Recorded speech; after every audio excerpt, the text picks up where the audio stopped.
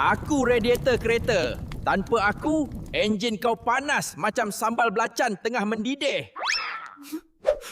Tugas aku senang je. Sejukkan enjin kereta yang kuat bekerja setiap hari. Dalam badan aku ada air coolant yang serap haba panas dari enjin.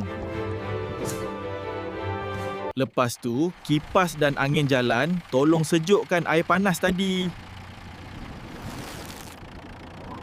Bayangkan, enjin boleh capai lebih 90 degree Celsius, tapi aku masih cool je. Kalau aku rosak, enjin boleh overheat. Kereta terus mogok tepi jalan. Radiator dulu guna tembaga dan kuningan. Sekarang, banyak guna aluminium. Aku ada banyak sirip nipis supaya haba panas boleh keluar dengan lebih cepat. Kalau nak enjin sentiasa cool, jangan lupa cek coolant. Follow untuk cerita benda kereta lagi.